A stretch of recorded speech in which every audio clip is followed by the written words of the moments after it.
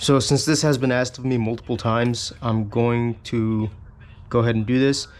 And I'm not gonna lie, the only reason I'm going to do this right now is because I stripped out the holes for the bottom here.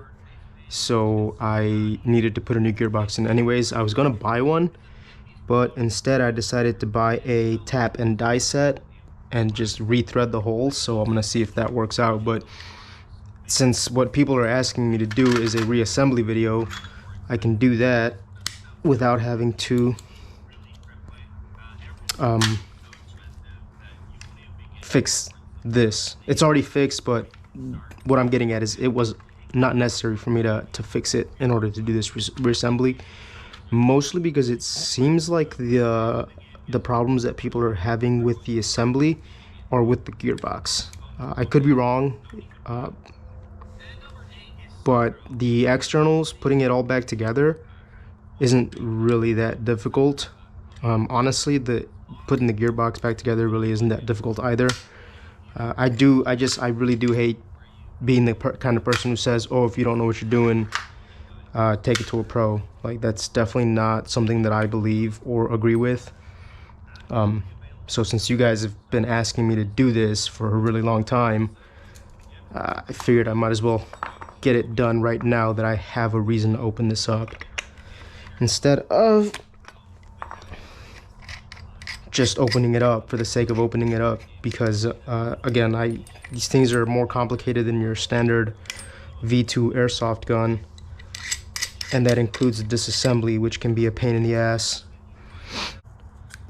All right, I'm gonna pull everything out just to assemble it for you guys properly, so bear with me for a little bit here while I pull all this stuff out. And I'm also going to do motor height, and I suppose I can put that on video for you guys just as a little bit of extra information if you didn't already know how to properly do motor height. I mentioned it in my assembly video or disassembly video, but this little thing right here, this little square screw nut bolt thing, it goes right here. A lot of people, when they open this up for the first time, this falls out and they don't know where it goes. It goes right there. All right, so just keep that in mind. That's where that goes. Gate tighten, I'm not gonna pull that out because it's real simple. It's literally just one screw right here. Make sure you put the correct washers on there. One screw, route the cables, you're done. Boom. But for the motor height, you're gonna need the right half of the gearbox, and when I say right, I mean right if it was facing forward, and your bevel gear here. All right, and this is a set of 16:1 SHS gears. I have tried 10:1s in this. That was way too fast. It was like 40 RPS on the 10:1 SSG with a 25K motor. I've tried 18:1s, I've tried 13:1s, but the 16:1 with a 25K motor has so far been my favorite, and this is the new motor that I'm gonna put in here. So I have to do the motor height, and actually that'll give me a chance to see whether these screws that I'm gonna put for the grip are gonna work out for me. So height, you take the right half of your gearbox, take your grip, put it on there properly, make sure that your bevel gear is on there. Obviously you're going to take your motor, drop it in, and this is way easier when you don't have wires in there if you're not working on a KWA. But if you're watching this video, I'm assuming you're working on a KWA, so some parts of this process are going to be really iffy, but it's still possible. It's just significantly harder. All right, battery died, had to put a new one in the GoPro. Anyways, let me go ahead and put that in. Oh, that's not right. It's this one right here. Come here, little shit.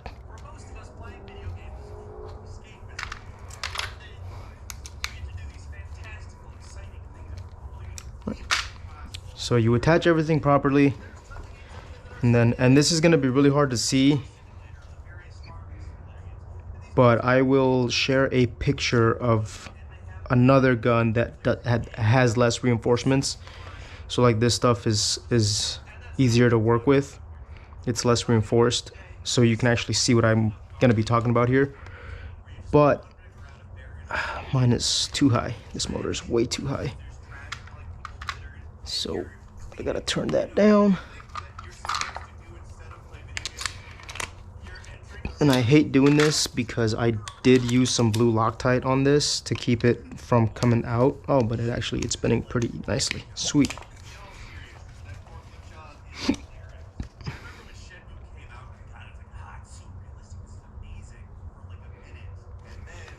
And again, the fact that this is reinforced makes this particular step and the one that follows significantly more difficult than it has to be. But motor height is going to be one of the most important things that you need to get absolutely perfect in order to get your gun running properly. So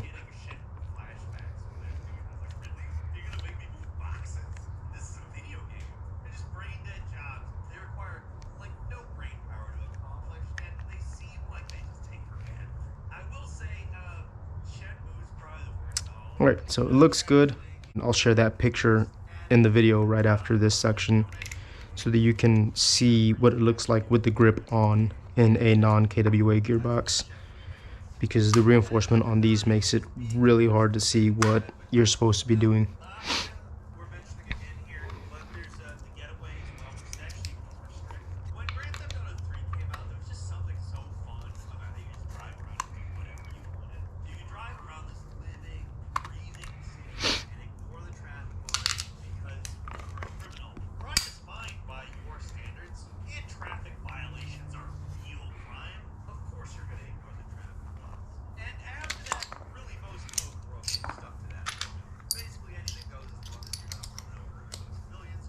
Oh, this doesn't use that anymore. This has different kinds of screws.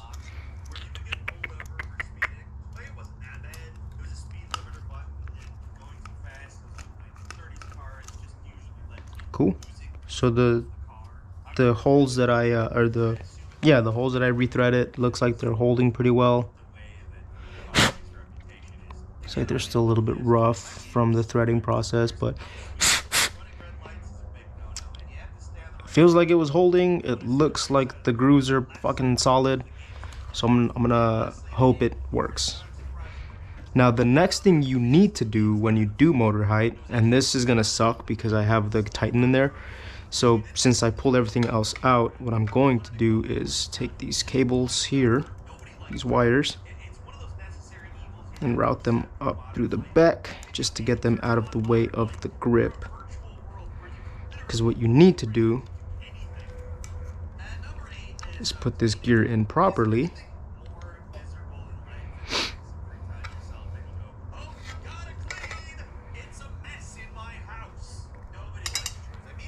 Top.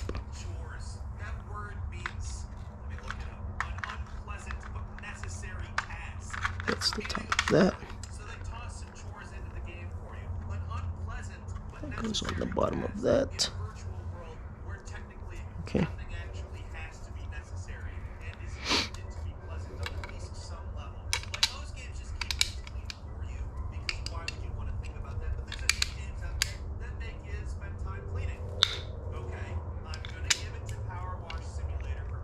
And honestly, this might not even be the best way to go about it, because you actually need to stick something in here so you can try to spin this thing. And I'll show you what I'm talking about in a minute. You know what? Screw it. I'm just going to pull the Titan out, making my life more difficult. Really didn't want to do this, but at the same time, not having the Titan in here is going to make this particular process a lot easier. So that's out.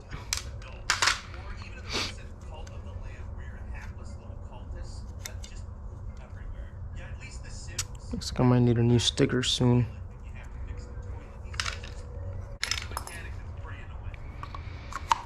Reinstall your grip with the bevel in. Everything else can be out, but the bevel needs to be in. So the gear, the one that you need for motor height, that gear is still in there. Come in here.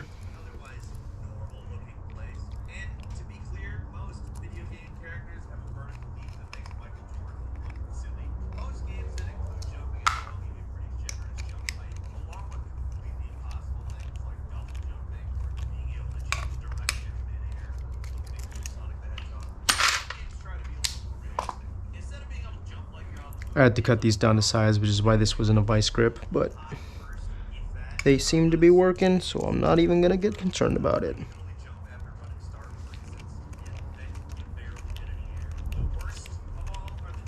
Yeah, looks like the threads are holding. Sweet. Problem solved, and I saved myself $80. $90 actually, because each half of the gearbox shell costs $45. Drop your motor in, and this is why it's easier without the Titan in there, because you don't have to worry about putting the wires on or anything like that, just to have them out of the way. I don't know where those go. Go in there.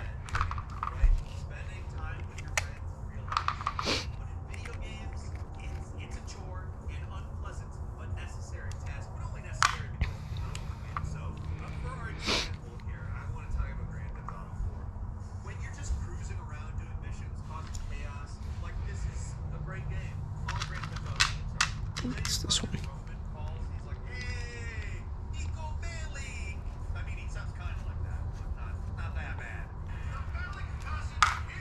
Alright, and then this is where it gets really hard, and I'm gonna actually turn the camera off. Actually, no, I'm just gonna take it off my head.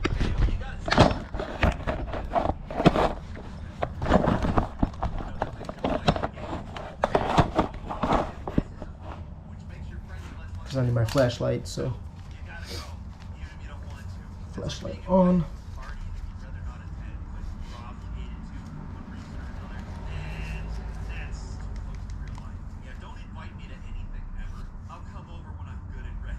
And then you're gonna take something that is long but thin enough to reach into your gearbox and try to move the gear that is in there.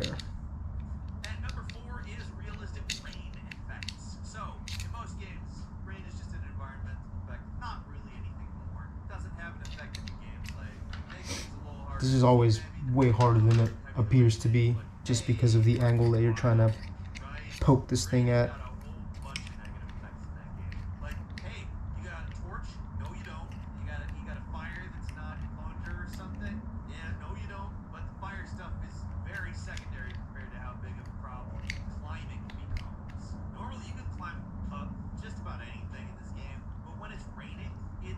Right.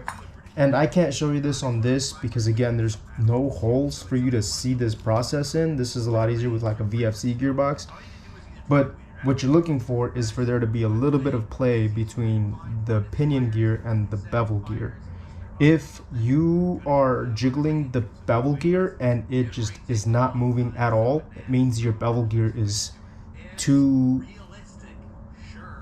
low and you need to shim it upward to get it off of the pinion a little bit. If your gears are too tight, that's going to cause issues and you're going to end up either breaking or seriously damaging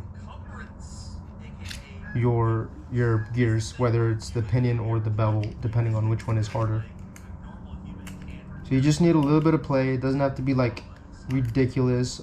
Usually about 2 or 3 centimeters of play, I want to say, is about what I get.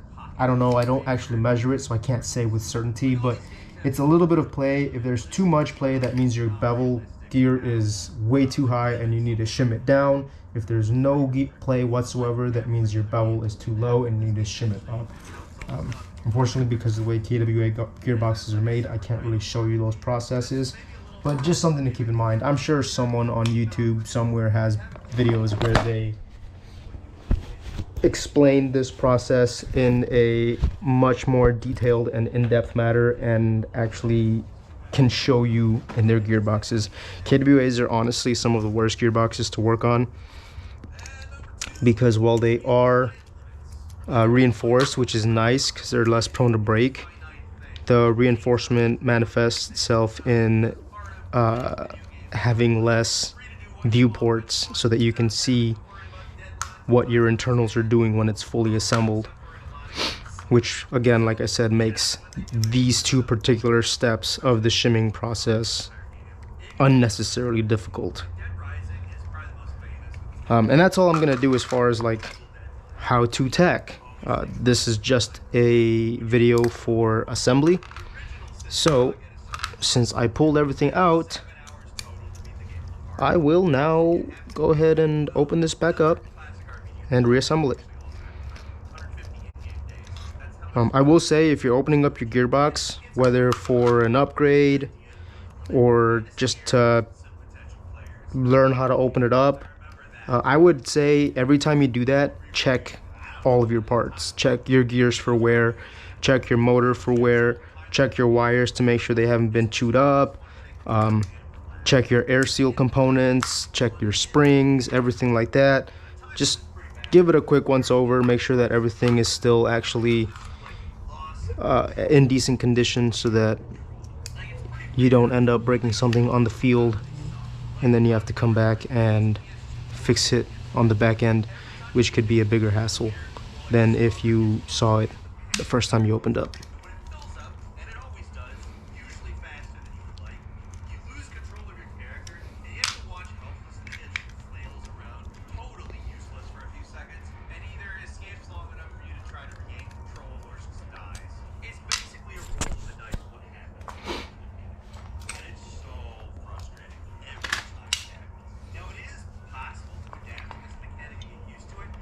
So I always do the bevel last because the anti-reversal latch spring is really weird the way it applies tension, and it'll pop out. It'll just continuously pop out. So I always leave the bevel gear for the very end. This goes in first. Tighten.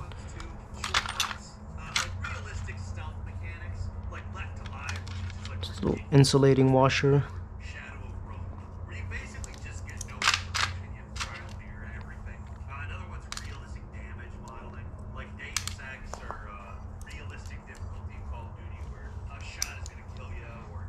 If you have a fresh Titan that you're doing this with, the gears, the wires are going to be a pain to deal with because they're super stiff, and obviously they don't hold their shape yet since you just pulled it out of the box, but they're wound in like a circle when they're in the box.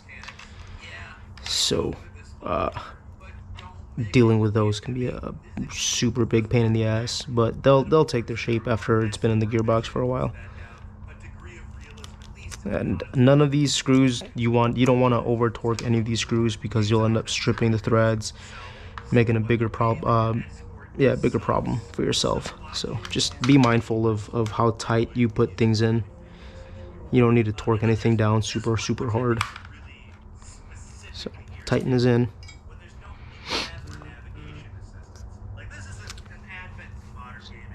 Spur goes first. Spur is always the first gear to go in. My thingamabobber here popped up. Some people do super glue these down. I personally don't. I don't know if it'll help at all or hurt, but feel free to super glue them down if you want, or don't. I know some people that like JB Weld epoxy them down. Just you have to be careful, because if you get any on the bearings, it's gonna mess with the with how it rotates, so that can be an issue.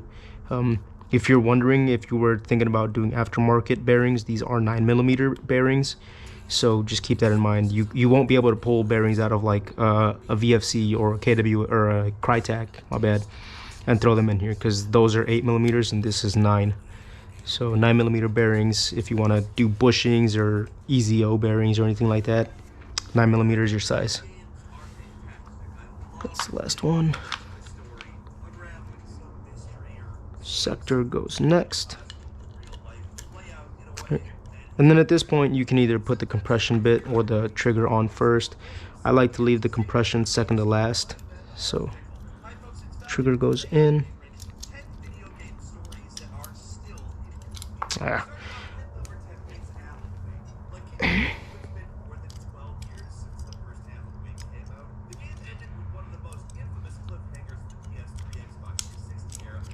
Oh my god.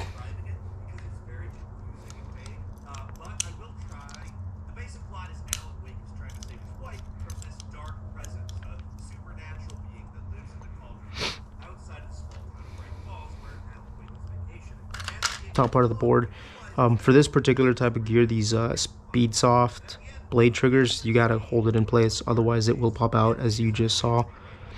But the reason I like these is because the spring is really light, so you can bump fire them using the recoil function. If you hold it just right enough, it'll full auto on its own, but it won't have a crazy fast rate of fire, but it will still simulate full auto.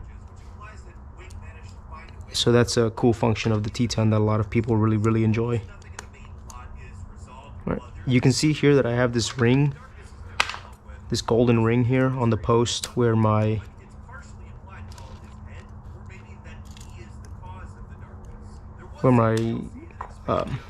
tappet spring goes. That's just to increase the tension of the tappet spring. It's really not necessary. I'm actually pulling it off right now because I have a friend who has a TK45 that he wants me to DSG for him, and I'm going to need higher tension for the tappet for that particular build. So it's gonna be more necessary in his than it is in mine, which is why I'm gonna take that out. Yeah. I always forget to put this in, so little square nut here, make sure you put that in the slot in the back where it goes.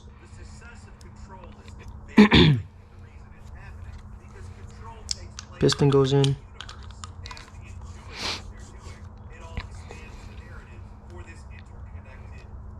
Cool. And then this is my least favorite part, is putting this freaking thing in.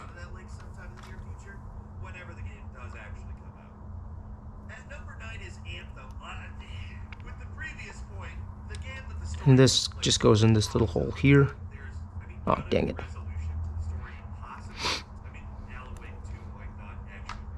You know, I love KWA, but seeing the way that this goes together compared to like a VFC, which is the absolute most basic, most easy to upgrade, most V2 compatible thing I've ever built, sometimes I'm a little jealous just for the ease of use. But I do really like KWA. I would say KWA is probably my favorite AEG company as of right now. Alright, now that that's in, then we put this one in here.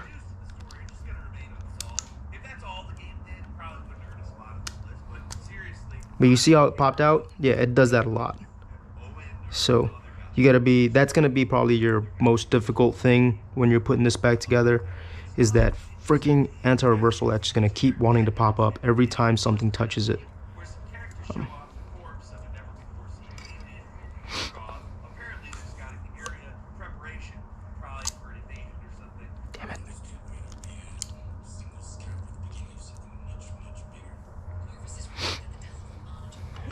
I put the sectors in a little too far.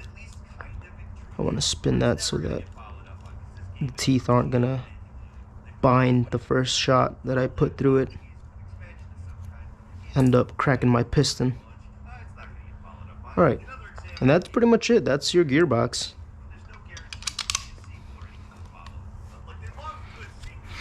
That's it. Honestly, I'll do the full assembly, but the gearbox is the hardest part. Once you have that, the rest of it's pretty straightforward. So give me a second to put all the screws in here, and then I'll be right back with the gearbox, or with the upper and lower assembly. Screws are all in. Before I forget that, selector plate is in. Well, not yet. I just pulled it back out. I'm a little concerned about the way this is coming up, to be honest. Where's my super glue? There it is.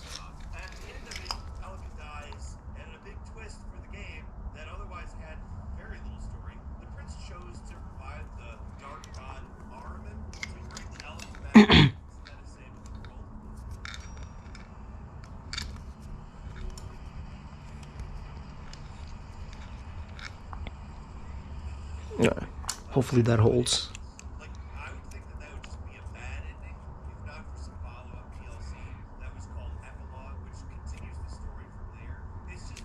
In case you missed it in the first video, or if this is the only video you're watching for the KWA maintenance stuff, If you put in the Titan and you see your sticker peeling like this, it's because this edge right here is coming up and or is too sharp, and you need to shave it down a little bit.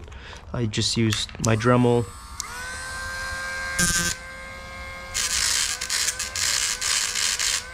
This is obviously easier done when you don't actually have the Titan in there.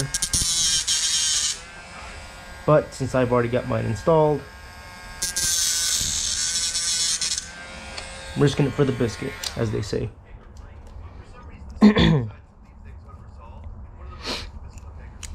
Alright.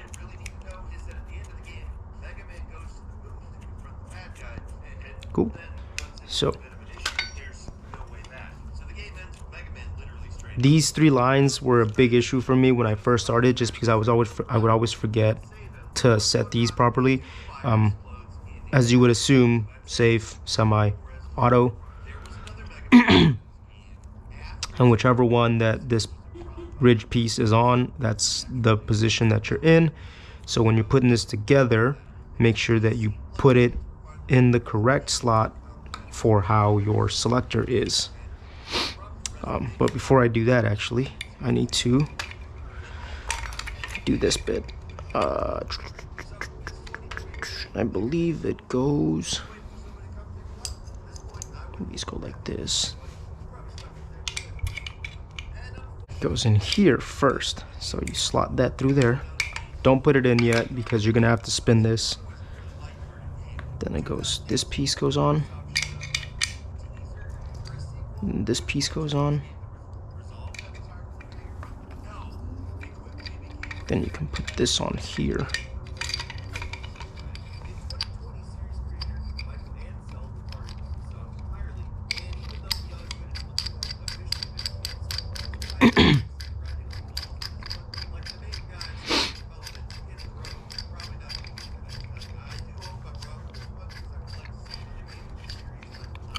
Really hope this is getting caught on camera properly because I cannot see what I'm shooting. Right, so goes in. I'm gonna go here, pull this all the way back.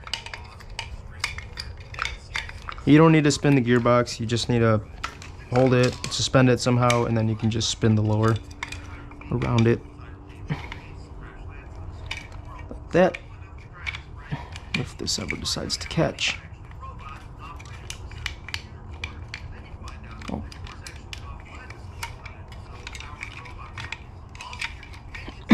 And you're just gonna go until it stops. At some point it will stop.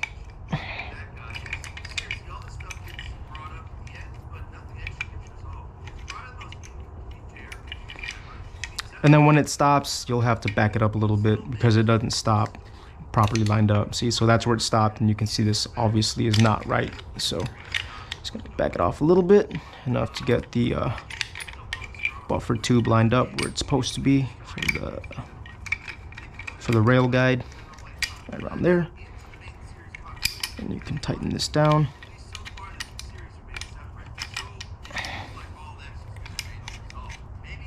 Come on, little shit.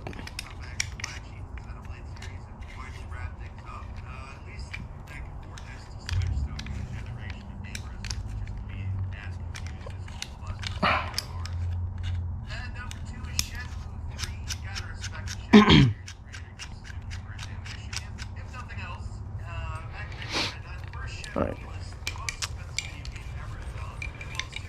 And then you just pull this through, make sure your rear pin is out of the way. Pull this through, route the cables into the grip area. Make sure, like I said, make sure this is on the right slot. Mine's on semi, so I gotta be on semi.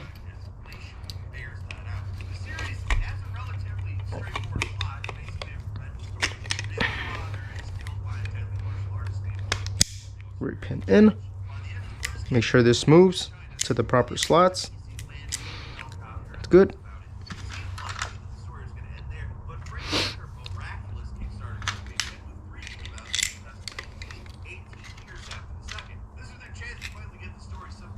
Oh, damn it.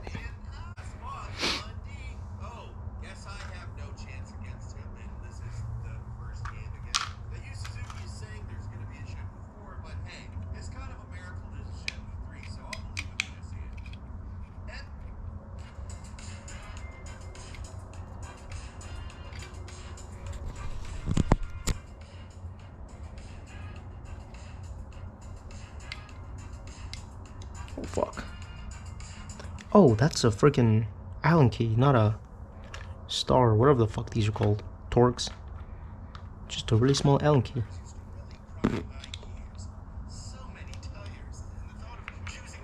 Cool.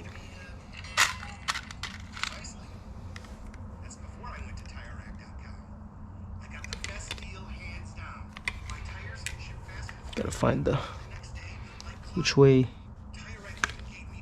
It goes in from the right. So your little trigger pin there goes in from the right.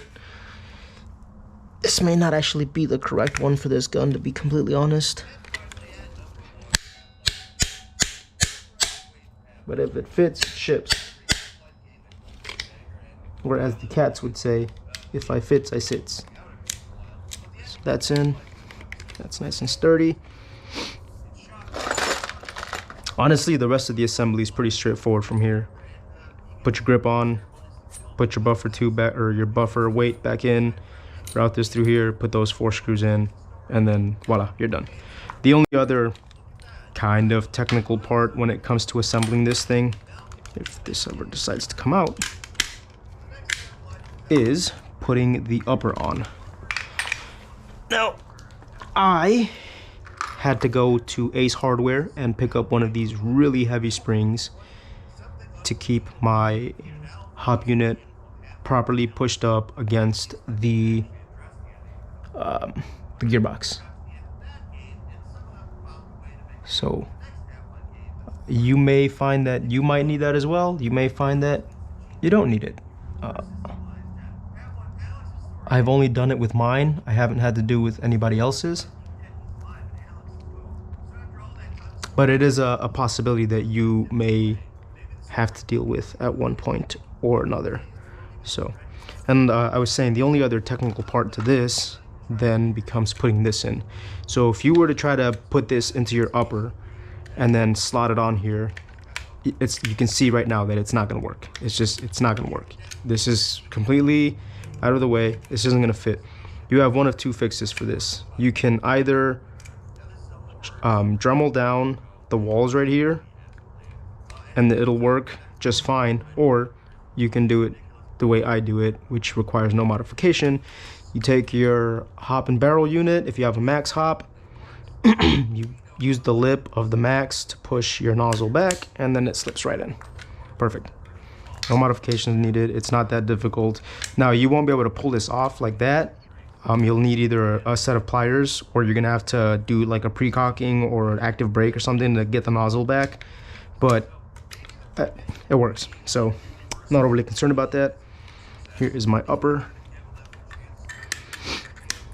and then you slide the upper on. Oh, actually I need to put my charging handle back on here, so shoot, probably should have done that first. The only other thing that would be different between mine and others is you can see here that my tracer unit is recessed into my handguard. This is a Bifrost. And I'm running, I believe it's a 260 millimeter barrel. Damn it, I can't pull it off. But when I put this on here,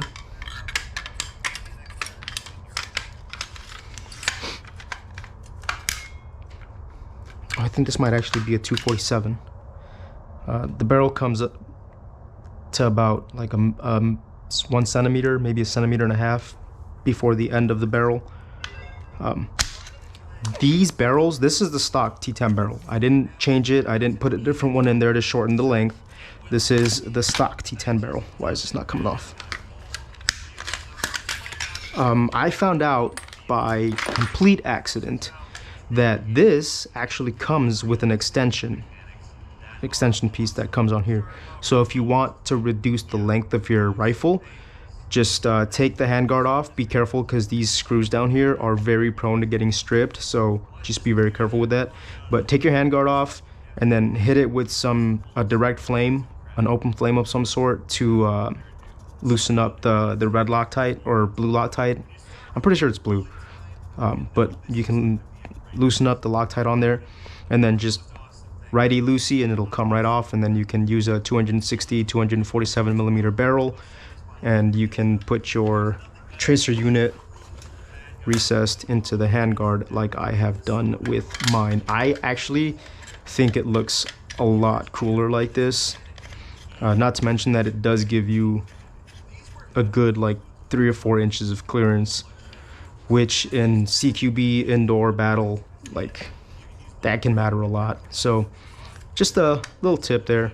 You can remove that extension, have a integrated suppressor or tracer unit, and this is a Bifrost, so it comes right out. It looks freaking super sexy.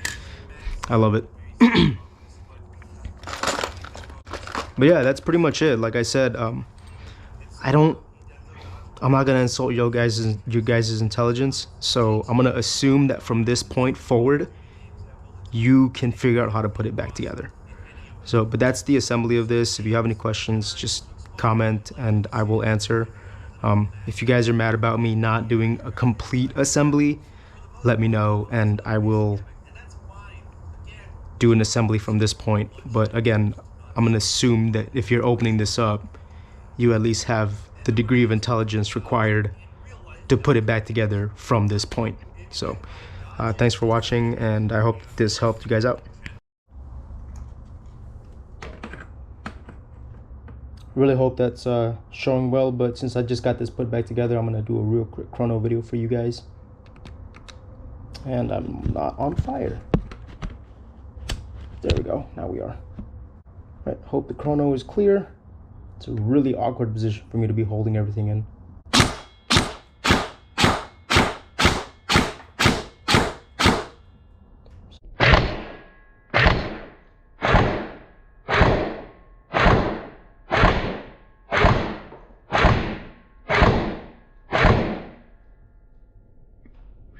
There we go, somewhere in the 360s. This doesn't have the stock KWA spring in it. I have a ton of random springs sitting around, and I like to keep my guns at around 1.2 joules, definitely under 1.3. That's just personal preference. I've said it before and I'll say it again, I don't want to be hurting anybody while I'm playing, so I generally keep all of my guns, actually I play them at somewhere between 1.2 to 1.3 joules, which is usually in the 360, 355 to like 370 FPS range. So exactly where I want it to be. It's fucking perfect. There was one that was 1.19. Shit happens sometimes, but it's still really consistent for what it is.